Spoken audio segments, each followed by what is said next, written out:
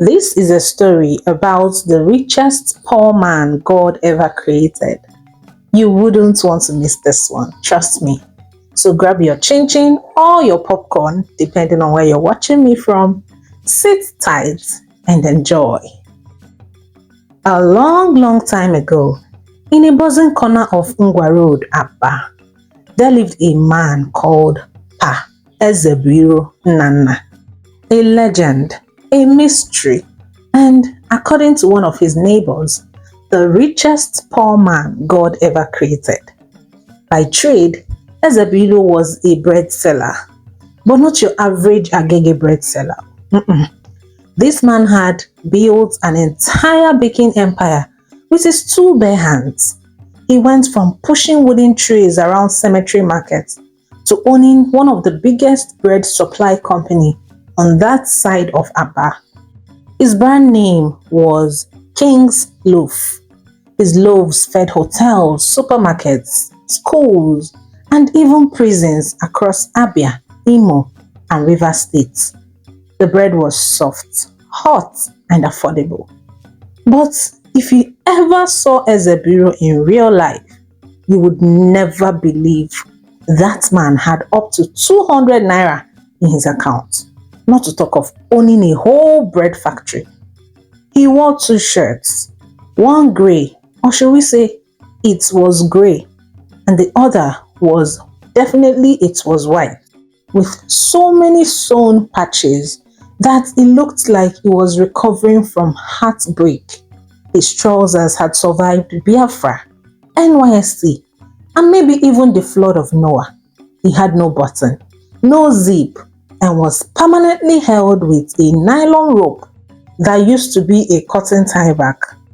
His belt had retired 7 years ago. His shoe was flat like plantain leaf, and he had only one pair of socks that had 2 windows each. And somehow he was proud of his lifestyle. One time, a kind-hearted neighbor offered him a brand new shirt. He looked at the shirt, looked at the man and said, So you want me to dress and forget myself? Mbano, it's better to remember who you are than to impress strangers. Well, that was Ezebilo for you.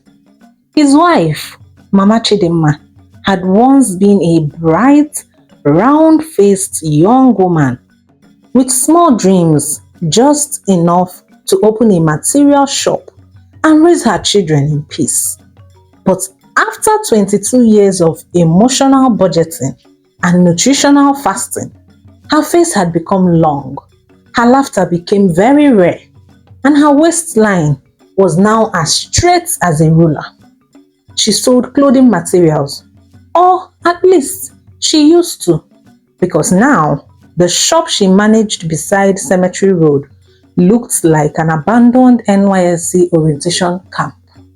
The hangers had rusted, and the shelves were dusty. There were only 3 folded wrappers on the counter, and to be honest, they had stayed there for so long that they had now turned into wall decoration. One day, her friend Neka came to check on her. Ify, how far now?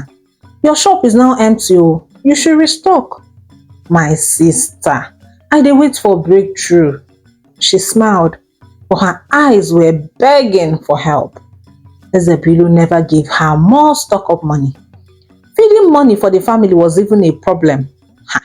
So she found herself using both her profits and capital to manage her home. There was a day she asked for 50k to buy George wrappers during the festive season, at least to look like Wunye Oganao, you understand?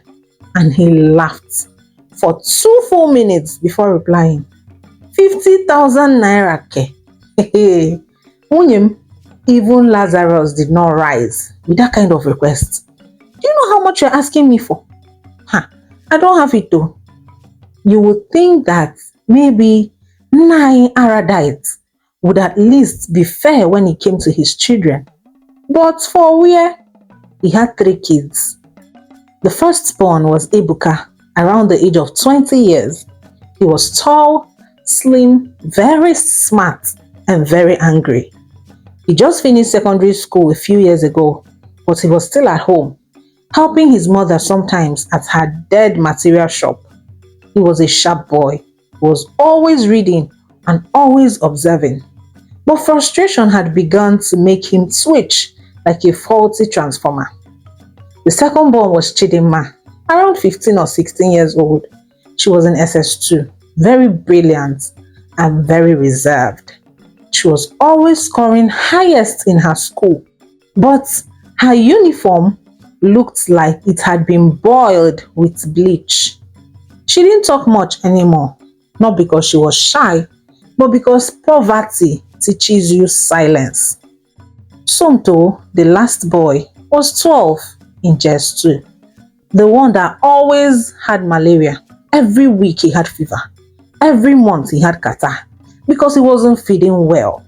His nickname in school was Ember Boy because he was always hot with fever. The only thing he asked for regularly was food. He didn't even want toys. He just wanted good food. The compound they lived in was an old building behind a noisy mechanic shop. The walls were cracked like broken chin-chin. The corridor were always wet with either rainwater or pure water leaks, and their window nets were eaten by rats.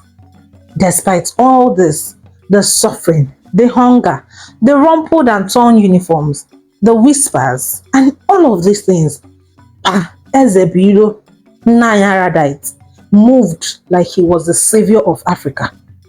Every morning, he would bath with cold water, brush his teeth with salt and broomstick, wear his patch trouser and shirt, and head to his bakery like a king visiting his farm.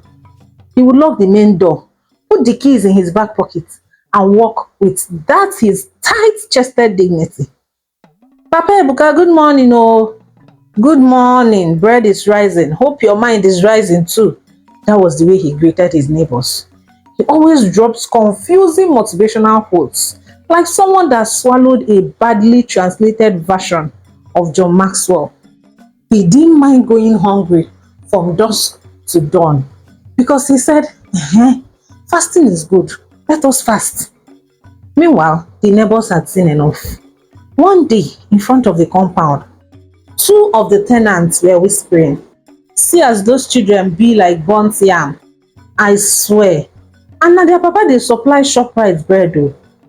How you go dey roast bread and your children go dey look like ash?" Even the landlord called Ezebiro privately.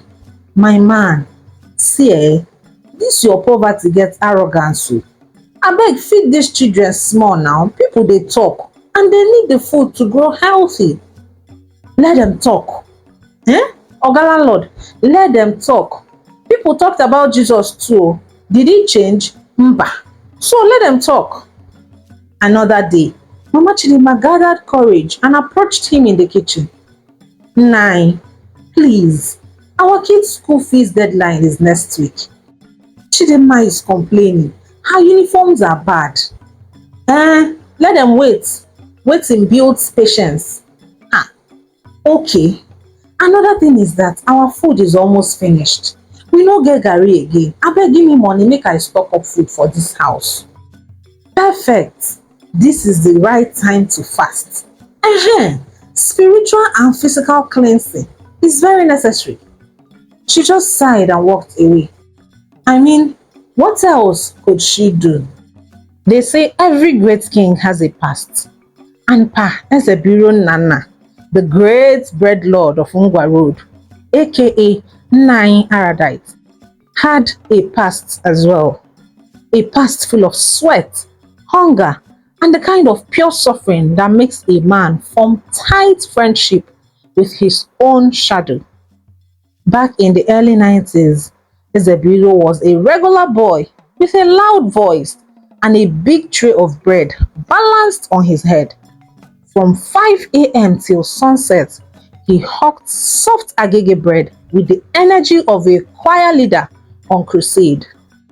Fresh hot bread oh, bread wey soft pass baby chick, no imported, na from Abao with love. Buy your fresh hot bread. He knew every mechanic, every keke driver, every roadside teacher that needed quick breakfast. Come rain, come sunshine, he hawked. One time, a madman snatched his bread tray near Ariara Market, and Ezebiro chased him for 5 streets and still came back to collect his full payment from a customer. People laughed and said, this boy go make am o, but he go stingy die. And they were not wrong. Fast forward 20 years, Ezebiro was no longer balancing bread. He owned the entire bakery. King's Loaf had 5 delivery vans, 8 staff, and a secret recipe for soft loaves that brought customers running. But even with all that glory, Ezebiro still lived like a rat in fasting. The generator in their compound was not even his. He borrowed lights from the next flat and still complained when they were asked to contribute money for fuel. How many hours am I using now? This one is operational. One particular rainy Saturday night, with no NEPA and plenty thunder, Ebuka couldn't sleep. Mosquitoes were holding conference in his ear, and the hunger in his stomach had started to play drums. He got up to drink water, and that was when he saw it. The door to his parents' room was slightly open. Inside was Ezebilo, knelt by the bed like he was about to pray. But he was far from praying. He was holding 4 ATM cards and a small torchlight in his mouth. His face was squeezed, and his eyes were sharp like someone disarming a bomb. One by one, he wrote down his pins in a small jotter. 5184. Okay? Fidelity is 2770. Okay? Zenith is Ebuka froze. Wait, so this man they live like moi moi with this kind of money? And then, as if God wanted him to memorize the truth, lightning flashed across the room, and for 5 glorious seconds, Ebuka saw everything. He saw the account names, passwords, ATMs, and where he kept them all. He tiptoed back into the darkness and lay on his mat and smiled. This discovery alone gave him some sort of huge hope. On a Wednesday morning, just as the dew was settling and Aba traders were shouting, "Come buy your original ceiling fan from here," Pa Ezebilo, dressed in his usual uniform, grey patched shirt and trousers with a large belt that could tie and hold down his appetite, and shoes that was used during the Civil War, he headed straight to his bakery. That morning, Ezebilo entered the bakery, opened the oven room, and started shouting at one of his staff. "Who adjusted the heat? You want to burn the loaves and send us back to poverty?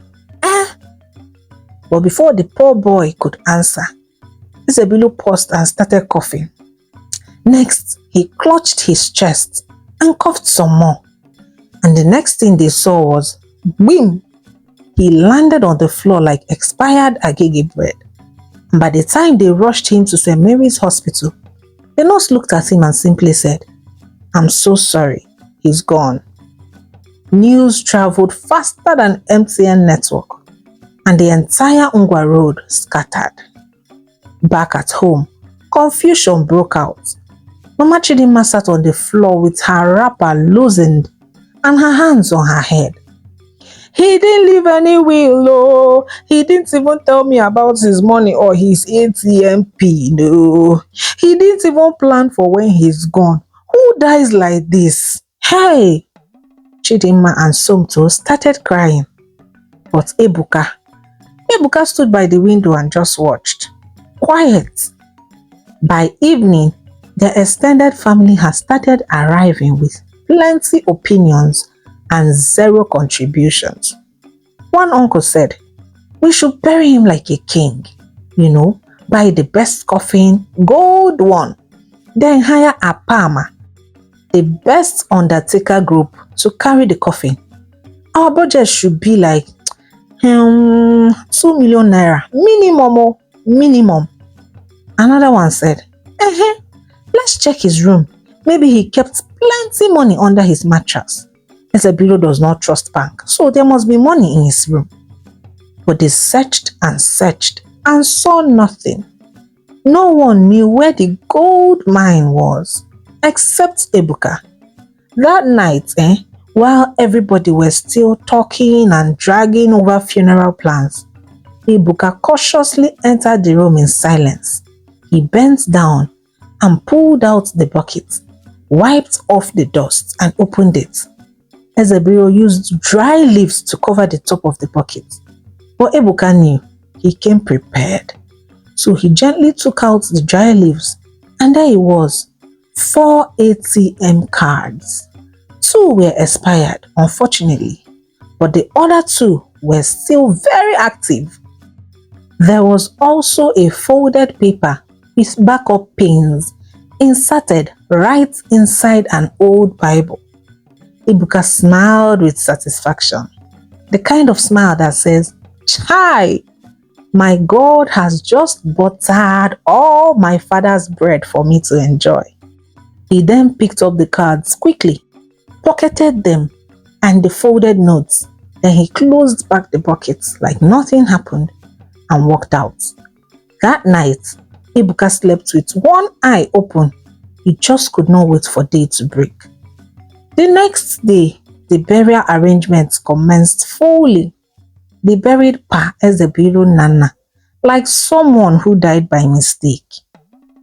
Nobody could believe that a man who had supplied bread to over 3 states wore the same trouser for 15 years and counted his money like Holy Communion wafers and left the world without any cash in reach. The day after his death, the house was hot with arguments and confusion. Where is the account number? Who will sign the coffin? Should we just bury him in Aba here, since carrying him to the village will cost more money? They checked his wardrobe. There was nothing.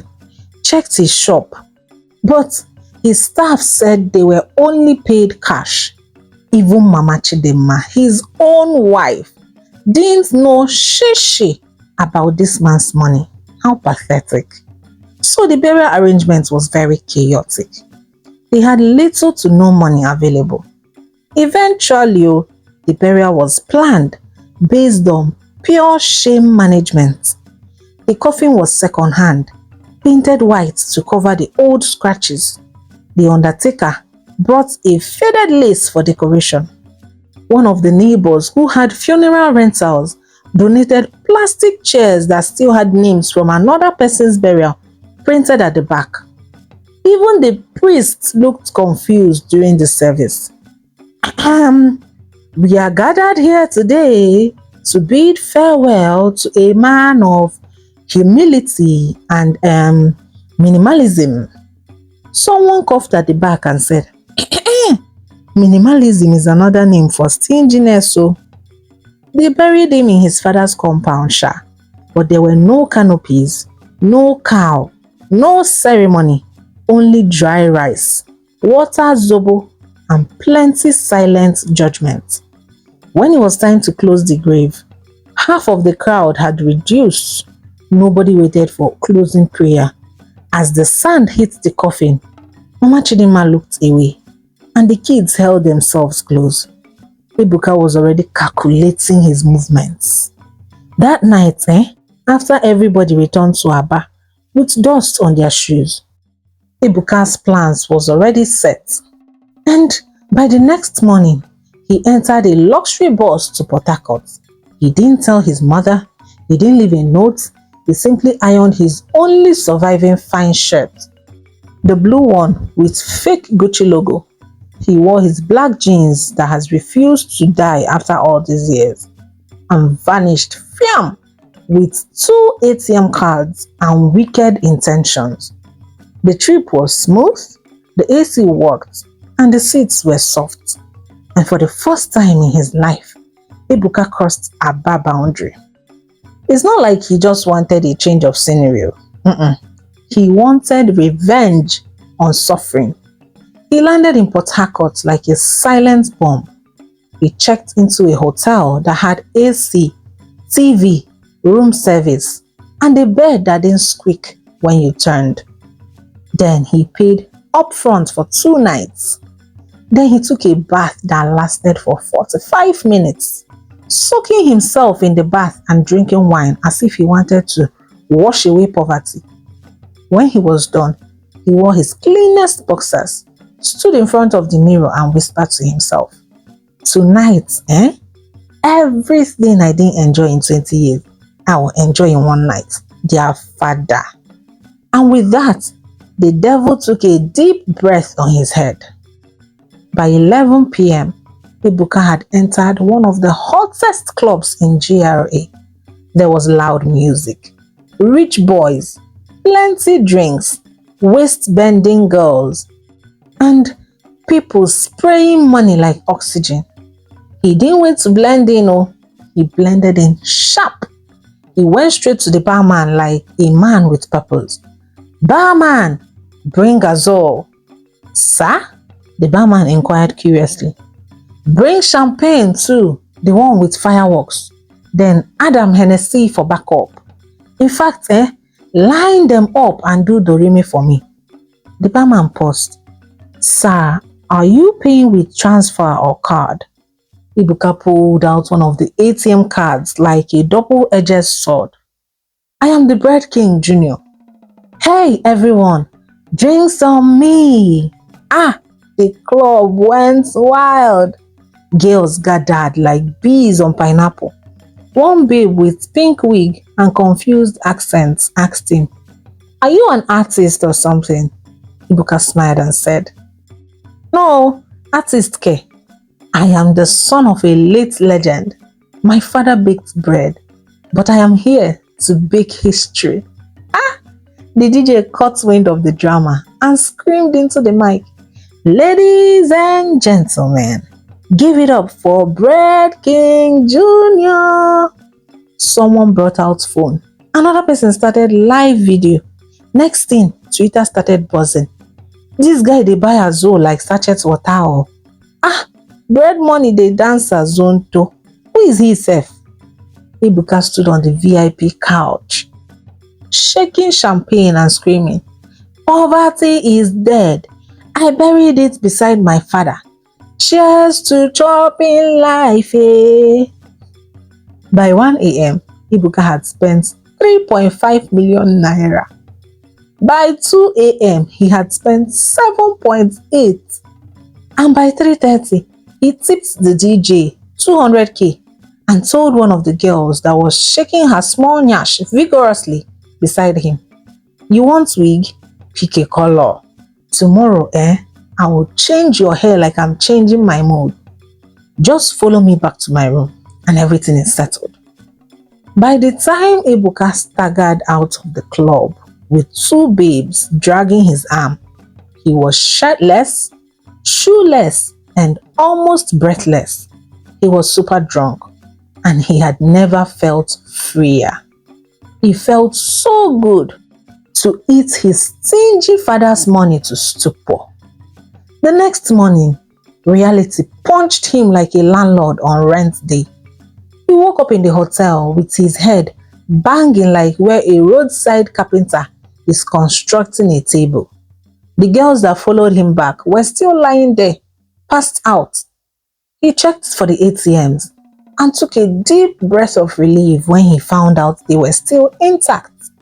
He rushed downstairs to check the balance with a POS machine, and what he saw made him almost scream. 12.5 million naira gone, just like that. As in, bread money burnt like toast in one night. He blinked 3 times and asked the POS guy to check again, and it was the same thing. He went upstairs, woke the girls up, and discharged them with the little cash he had left. He took the account details and made some fake promises to wire them some more money. When they left, he sat on the floor and had a long and deep thought about everything. Our people say that If a child eats what is making him to stay awake, he will sleep by force. Ebuka has done that thing he wanted to do. Now is the time to reflect and face reality. He remembered his family's condition, Somto's malaria, Chidima's torn uniform and sandals, and even their school fees, his mother's empty shop and empty food store in the house. His family was barely having 3 square meals a day, and there he was, squandering money like a prodigal son. Even his school is on hold.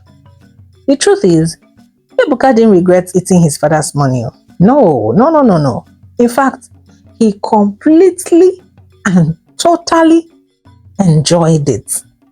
Would he do it again? Yes, but maybe a little more cautiously. It's just that it dawned on him now that the responsibility of his family now rests on him as the first son. By the time he returned to Aba 2 days later, he had made up his mind to fix and make things right in their home. The moment he entered the compound, his mother, who was sitting on a stool counting some small cash she made during the burial, she wanted to use it and buy some foodstuff for the house at least.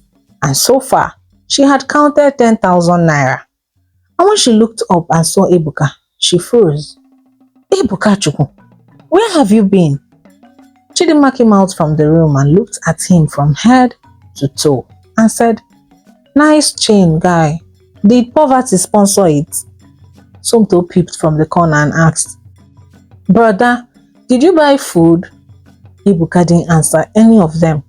He simply went inside the house, and for 3 good days he didn't step out. He would sit on the floor in his room and just stare into space like somebody calculating his own IQ. Mama Chidinma didn't say much. She just came up from time to time to drop his meal and walked away. She tried to know what the matter was, but he simply said he was mourning. Chidinma didn't even greet him. And one evening, after everyone had slept, Ebuka sat alone at the corridor. Mosquitoes were buzzing, transformer was humming, and the full moon above Ungwa Road was watching him like a disappointed elder. He pulled out the ATM cards, and the balance in the 2 of them combined was 15 million naira.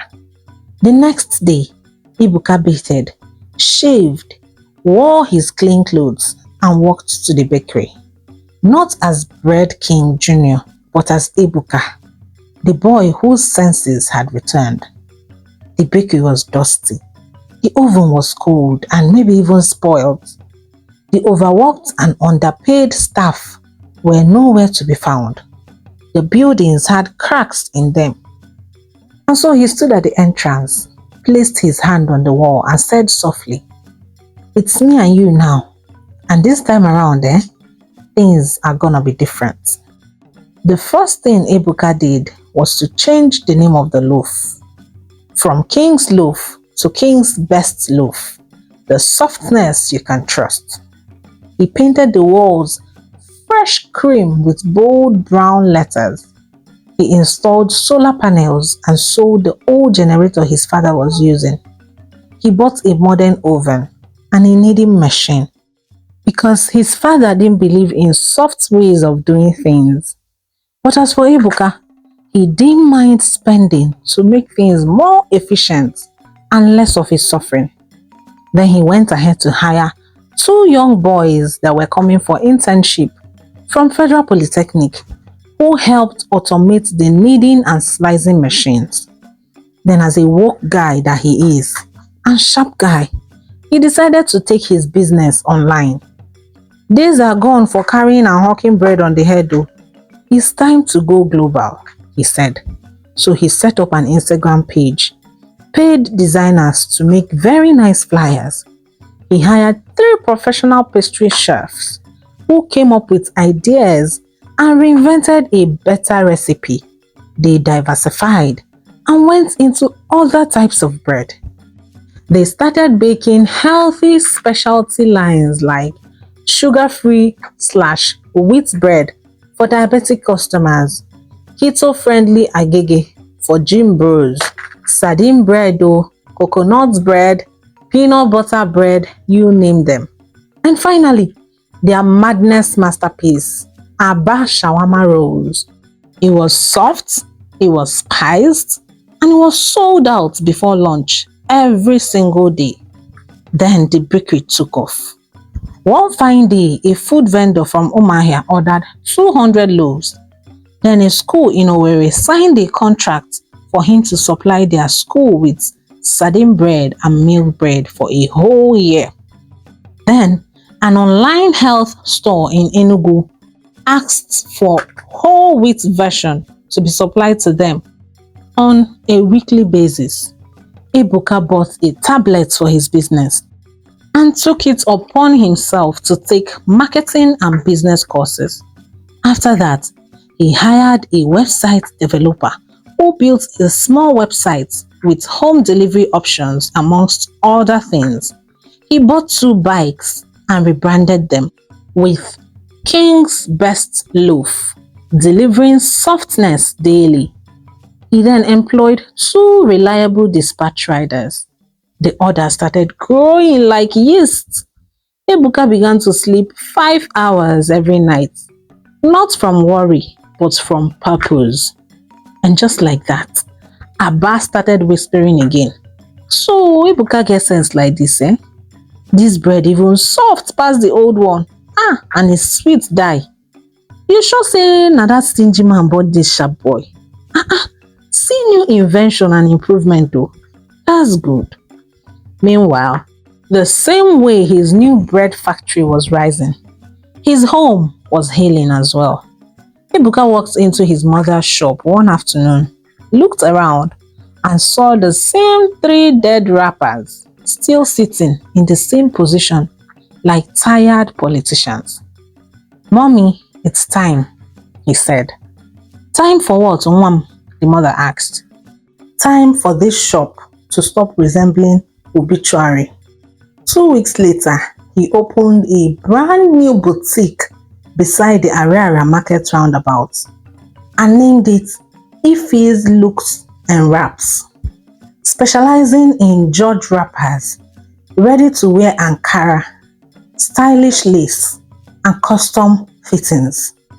It was a modern shop, with glass doors, neon design, full-length mirror, and small speaker playing soft music in the mornings. Mama Chidinma was overwhelmed. She was so happy and couldn't thank her son enough. It was her proud mama moment. What his son was doing was very remarkable. People who once walked past her shop before now came to ask for price list. There was a very visible upgrade in Mama Chidinma's wardrobe. She was now shining in and out.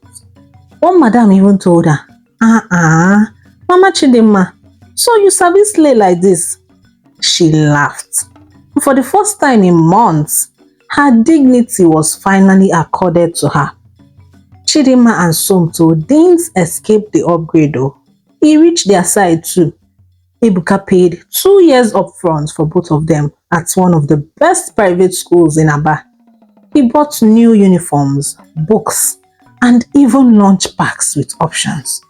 Chidinma went from faded skirts to fine skirts. Somto was taken to a very good hospital for good treatment. He gradually started renovating their apartment and putting things in order. Meanwhile, just as the smell of fresh bread began floating through the streets of Aba again, so did the smell and eye of entitlement. The whispers started slowly, like cockroach noise in a dark room. Then the knocks came, hard, loud, and uninvited knocks. One Monday morning, just as Ebuka was selling a bulk order to a school in Umuahia, 2 old men showed up in wrappers and cracked sandals. They had just entered the bakery like auditors from the village shrine. The first one adjusted his walking stick and said, with his nose raised, "We are looking for the son of Ezebiro, the bread lord." Ebuka looked up and replied calmly, "You have found him. Good morning, sir." The second one hissed and removed his cap dramatically, like he was about to collect bride price. Do you know who I am? Do you know that I was the one that trained your father in primary one? If not for me, he wouldn't have known how to write his name. And this business will not have been bettered in the first place. Here, Ebuka was taken aback for a moment, but he managed to ask, Sir, what exactly did you come here for? Simple and short, we want our share. This business started with us, and we deserve our share. Ebuka laughed loudly and said, Elders, with all due respect, this is not a bakery. This is a battlefield. And if you are here to fight for ghost shares, the queue starts at the gate. And if you insist, the police will show you the way out. He then turned and walked away and left them standing there with dry throats and unpaid transport. As if the drama wasn't enough, there came the health inspection saga. 2 men arrived wearing shiny shoes and smelling like bribery. Young man, you are operating in violation of Municipal Cleanliness Act 48, subsection 98. Buka nodded. I see. So what is the fine? They smiled and said, well, we could negotiate something. Okay, great. Let's negotiate at the ministry. Shall we go together? They blinked in shock because they didn't expect he was going to ask them to go to the ministry. On top of that, he pulled out his phone and said calmly, I just need to, text my lawyer and 2 of my friends from NAFDAC. And fiam, the man vanished before he even finished typing hello. And through it all, Ebuka refused to fall. Instead, he doubled down. He called 2 tech boys from UNN who had once begged for internship. You boys know how to code and do small robotics, Abi? They said yes. Good. Let's make this business digital. In 2 months, they helped install everything installable, including CCTV cameras. And soon, King's Best Loaf was no longer your regular bakery. It was a modern bread lab. He even had influencers posting, if your bread isn't coming from King's Best Loaf, you are not chewing softness, you are chewing rubber. And just like that, the vultures disappeared and the fake uncles gave up, and Aba neighbors watched in shock. Because the boy they mocked, the one who almost drank his father's wealth in a club, had turned that same bread into glory. One night, Mama Chidinma sat outside the shop sipping malt with suya and muttered to herself, Ezebiro, you were very stingy. But at least your son has sense. Thank God, oh, thank God for my son. After all these renovations and everything has been put into place, Ebuka planned for a grand relaunch of King's Best Loaf. And the day was fixed. Felt like a public holiday that nobody declared. From the junction at Ngwa Road to the front of the bakery, the air was filled with the smell of freshly baked bread, small chops, fried chin-chin, cooked food, you name it. 2 canopies were mounted. Plastic chairs were arranged in rows. Small speakers were buzzing with sweet Igbo music. A big flex banner floated in the wind, saying, King's Best Loaf, celebrating sweetness, strength, and renewal. Ebuka stood at the corner of the bakery in a fresh white senator outfit, like a boy who had buried shame and now wore purples like perfume. Beside him stood his mother, Mama Chidinma, who looked like royalty in her wine-colored lace and golden gele that curved like a question mark of glory. Her boutique, Ife's Looks and Wraps, had sponsored her entire outfit. When she walked past one woman, the lady whispered, Is this the same Ife that used to wear wrapper like cotton? After a few months, Ibuka got admission online into a business university in abroad. He was supposed to study business and marketing. And that was how a family who had suffered all their life, not because of lack, but because of a very stingy wicked man as their head, became liberated and are enjoying life to the fullest. The end. Moral lessons. If you're one of those that work and work and work and save your money without even taking out time to enjoy and live life, like if you're not living and you're just surviving, I'm sorry to say, but your next of kin is watching. Oh, all I'm saying is all work and no enjoyment. What does that even make you? We're making money so that we can make life better for us. So it's good to take out some time and actually enjoy the work you're doing. Do you get? Please let me know what you've learned from this story in the comment section below. And with that, we have come to the end of today's story. Thank you so much for watching my videos till the end. If you have not subscribed at this point, I don't know, should I kneel down? Please now subscribe. It is totally free and you'll be helping out my channel to grow. Thank you so much for your support.